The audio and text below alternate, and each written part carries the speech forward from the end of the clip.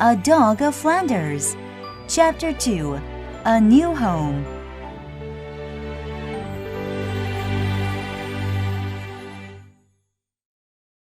Petrashu lay still in the grass ditch. His cruel master had left him and was now far away. The road was busy, and hundreds of people passed by. Some were on foot, and some rode horses. Some people saw him, but most did not even look. No one stopped. A dead dog was not worth a thought. After a while, a little old man who was bent and lame came by. A little boy walked with him. The old man looked at the dog with pity, and the little boy too. They knelt down beside the dog. With much effort, the old man lifted Petrashu out of the ditch. Then he and the boy carried Petrashu back home to their little hut. The old man's name was Jahan. When Jahan had turned 80, his daughter had died. He was asked to look after her 2-year-old son. The old man could barely support himself, but he took the little boy willingly. Jahan's grandson was named Nello. They lived at the edge of a small village in a small but clean mud hut. They kept a little garden where they grew beans and pumpkins and herbs. There were only 24 houses in the village. Their walls were painted white and shone in the sun like snow.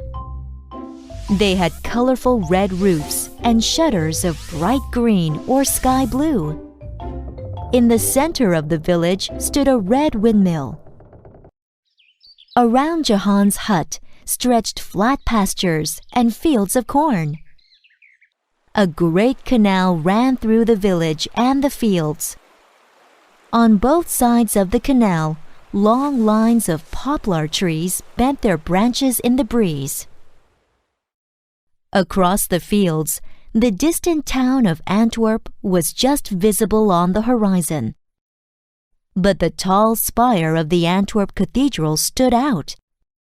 It shone bright in the morning sun, and at dusk its shadow stood out against the clouds.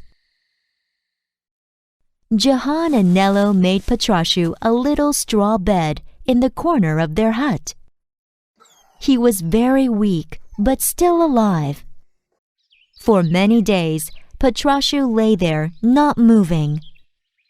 At night, Nello stayed awake, listening anxiously to his breathing.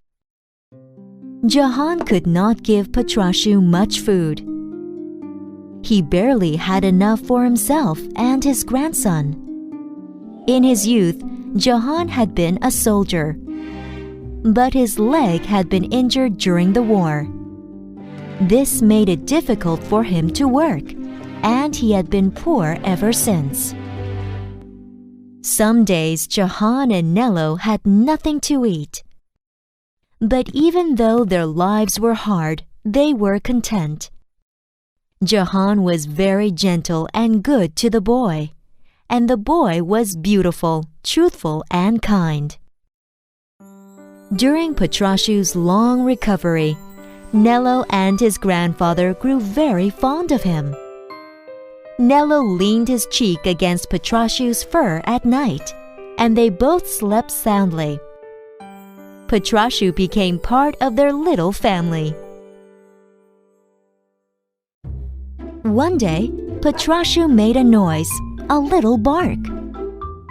Jahan and Nello laughed, and then wept with joy. Little Nello made a necklace of flowers for Petrashu and hugged him around his huge neck.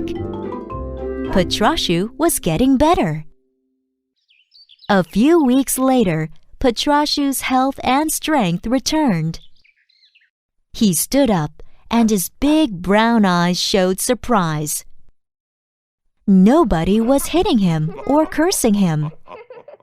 he looked lovingly at Jahan and Nello. He owed them his life.